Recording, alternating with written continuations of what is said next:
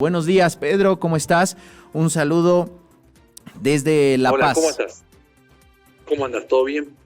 Todo bien, aquí nosotros, etapa post-electoral, ayer ya se dieron a conocer los resultados al 100%, ya tenemos presidente. ¿Cómo van ustedes?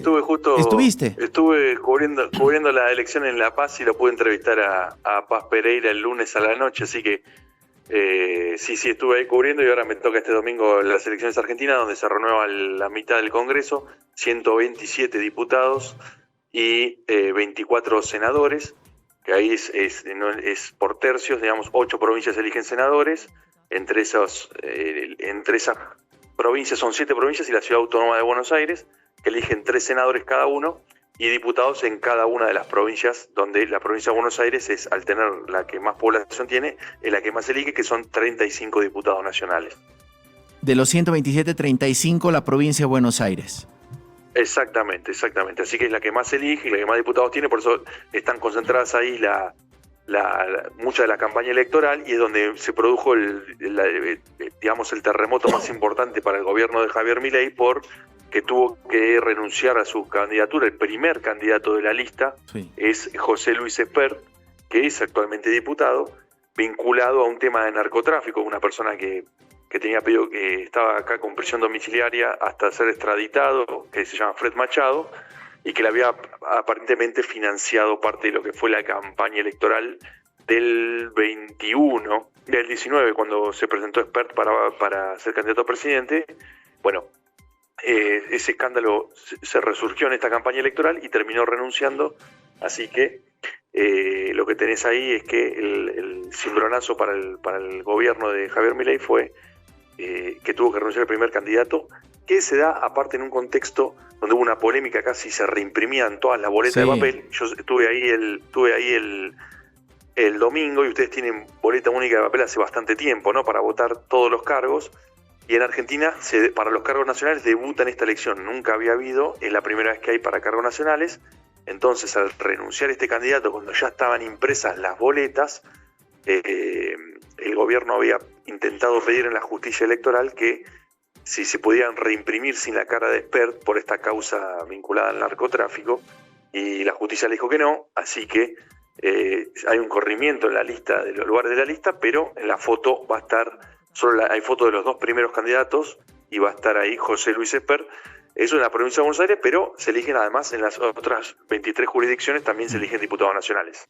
Claro, y además hubo ahí un problema con la lista, porque la segunda en la lista, Karen Reinhardt, si no estoy mal, no fue la que subió, sino subieron al tercero, ¿no? Claro. Diego Santilli, que fue, en realidad... es parte del PRO, del macrismo, diríamos, y fue muy, muy criticado por Javier Milei.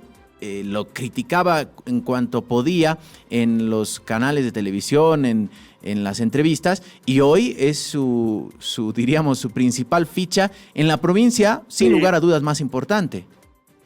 Sí, lo que pasa es que eso ya nos llama la atención porque... también hay muchas críticas de Milei cuando participaba en los canales de televisión, con críticas muy fuertes a Luis Caputo, que era ministro de Economía de Mauricio Macri, y hoy es el ministro de que él dice que es el mejor ministro de la historia de la Argentina. Entonces no sorprende que haya archivo de Milei criticando a alguien a quien ahora tiene en su gobierno o lo tiene como primer candidato o cuestiones así.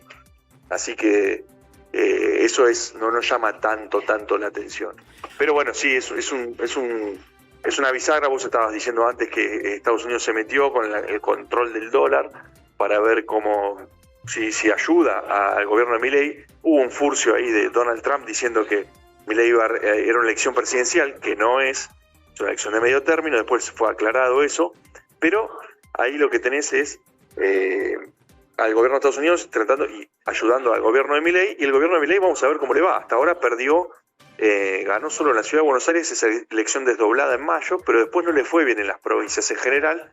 Vamos a ver ahora que se profundizó la crisis económica, cómo le va este domingo, porque hay encuestas para todos los tipos y todos los colores, con números bastante particulares, no tanto como los de Bolivia, que me recuerdo la primera vuelta, lo de Paz Pereira, que tenía 8 y sacó 32, pero sí había números más parejos, por ejemplo, en la elección que se hizo desdoblada en la provincia de Buenos Aires, estaba bastante más parejo. El presidente mismo, Milei, en un acto de cierre dijo que estaban en empate técnico y terminó ganando el peronismo por 13 puntos. Entonces, encuestas creo que no vale la pena tanto mirar. Vamos a ver el humor social. Buenos Aires ya lo tenemos, podemos este termómetro, fue hace el 7 de septiembre de la elección, probablemente se achique un poquito la diferencia, pero vamos a ver en el resto de las provincias cómo está el humor social vinculado a la economía, que es lo que manda, después de tantos años de crisis en Argentina, y sigue estándolo, lo que manda la intención del votante. Y bueno, estos actores externos que están jugando muy fuerte, de hecho las declaraciones que también no vinieron para nada bien de Donald Trump en un avión a una periodista diciéndole, pero ¿qué estamos ayudando a Argentina? No le estamos beneficiando en nada, si están muriendo de hambre, apenas están pudiendo sobrevivir, eso también pegó muy mal. Y bueno, la renuncia del canciller también fue muy sonada porque diríamos, se le atribuye alguna responsabilidad de la reunión fallida en Estados Unidos, que el anuncio debía ser, sí, aquí está la plata, pero Donald Trump dijo, si no gana esta elección, nos vamos, y algo que tuvieron que salir todas las autoridades a explicar a Trump.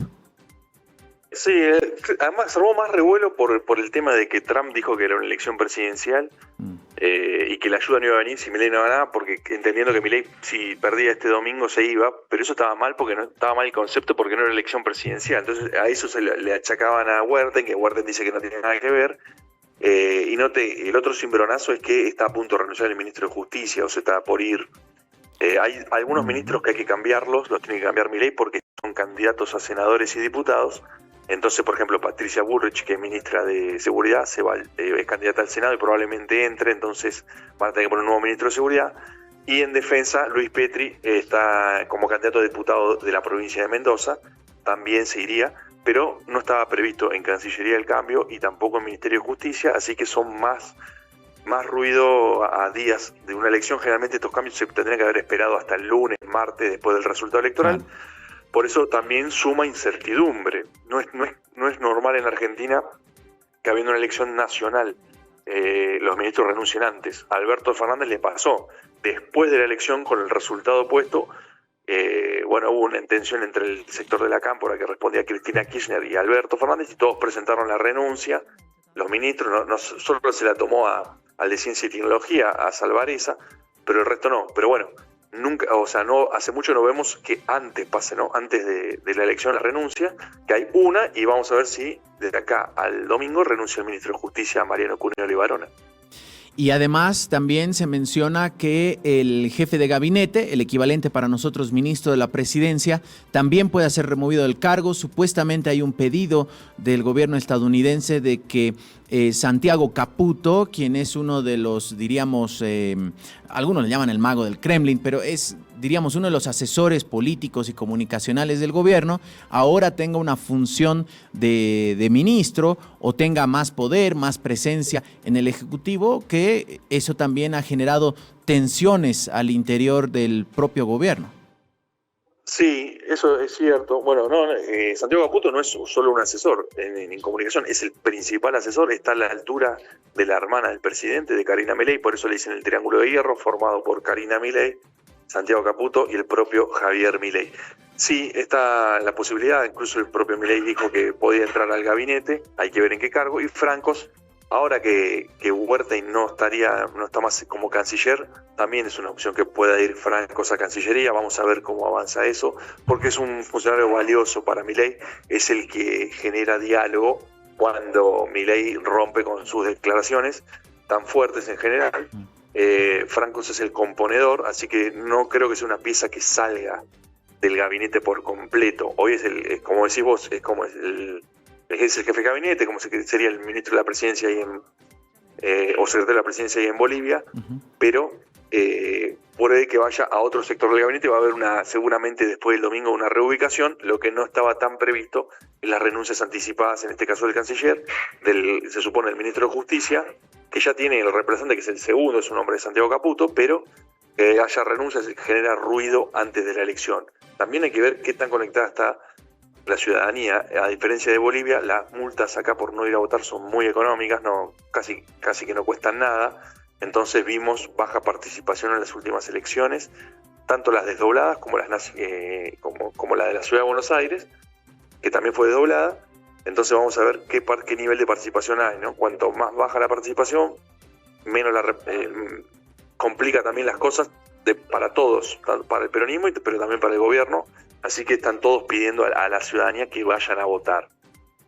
Ahora, Pedro, los cierres de campaña se han convertido en un dolor de cabeza para el presidente Javier Milei, que se echa al hombro la elección, y porque él es la figura visible y tiene que estar en los actos, pero se han ido suspendiendo sistemáticamente en diferentes regiones por riesgo, porque hay contramovilizaciones y esto obviamente genera, diríamos, una especie de desazón en la militancia.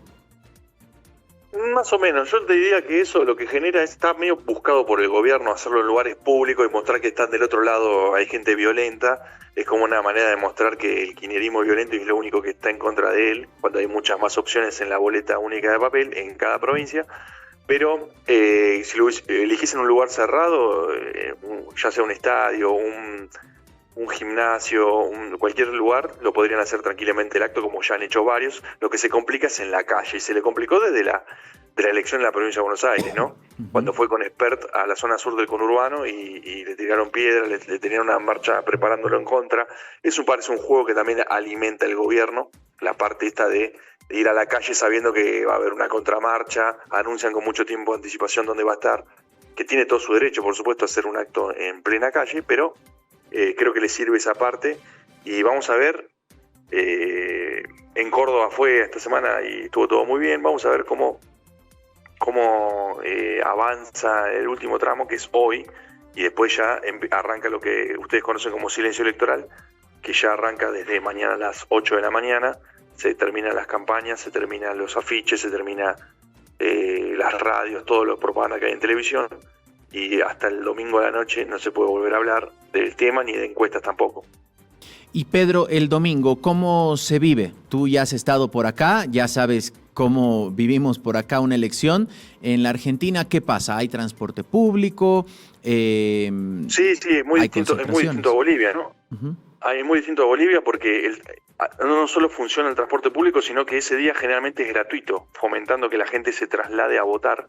No siempre, sobre todo en el área metropolitana de Buenos Aires, que tiene a la ciudad de Buenos Aires y a todos los municipios del conurbano, lo que suele pasar es que muchas personas no cambiaron el domicilio, tienen en el documento de identidad un domicilio que está a 30 kilómetros de donde están viviendo, entonces tienen que trasladarse para ir a votar, y hay mucho movimiento. Generalmente la gente más grande vota a la mañana, muchos aprovechan a tratar de ir al mediodía, pero el argentino también es muy vinculado al deporte porque es domingo, así que probablemente allá el horario más tranquilo para ir a votar sea cuando esté corriendo Franco Colapinto la Fórmula 1, que siempre se está especulando con cuándo ir a votar para que haya menos gente en la fila, y bueno, pero sí es muy distinto a Bolivia porque hay mucho movimiento de vehículos en la calle. Pero es desde las 8 de la mañana hasta las 18 horas. 10 horas. Y después arranca el conteo. Claro, y después arranca el conteo y probablemente los resultados estén a eso de las 9 de la noche, que serían las 8 horas de Bolivia. ¿Y los primeros resultados, ¿no? ¿Quiénes son jurados electorales? Al igual que acá, ¿ciudadanos que salen sorteados? Sí, los presidentes de mesa son sorteados. Son varias autoridades: presidente, vicepresidente de mesa, auxiliar. Y después están los fiscales partidarios. Tenemos la particularidad esta de que por primera vez votamos con boleta única de papel, que es algo novedoso, así que hay mucha campaña de explicación de cómo es la tableta, el tarjetón, digamos, y cuántas cruces hay que hacer, porque están arriba los candidatos a senadores y abajo los diputados en las 8 jurisdicciones donde se votan las dos cosas, y si no, una sola, pero hay que hacer una sola cruz. Te explican que la virome es indeleble, muchas otras cosas que no estamos acostumbrados acá en Argentina, porque es la primera vez que se vota con este sistema. Pedro, respecto a la autoridad electoral, ¿es como acá hay una autoridad electoral nacional y de ahí en cada provincia, o está a cargo del gobierno nacional o de la gobernación? No, no, no. El gobierno acá está la Cámara Nacional Electoral, que es la justicia electoral, que es la que organiza el comicio, y es asistida por la Dirección Nacional Electoral, que son los fondos, que eso sí tiene que ver con el gobierno. El gobierno, a través de la Dirección Nacional Electoral, pone los fondos para trasladar las urnas, para imprimir las boletas únicas de papel en este caso, y ese tipo de cosas, y pagarle, porque se le paga, aquel que salió sorteado recibe una gratificación por esa actividad durante el día, y solo se paga del gobierno nacional a través de la Dirección Nacional Electoral, pero la justicia electoral es la que es nacional, es la que organiza el comicio, que tiene en cada juzgado, en cada provincia, un juzgado electoral para reportar distintas cosas, pero es la Cámara Electoral, la Justicia Nacional Electoral y el Estado federal número 1 de cada una de las provincias es el encargado de por ejemplo, revisar la parte previa, ¿no?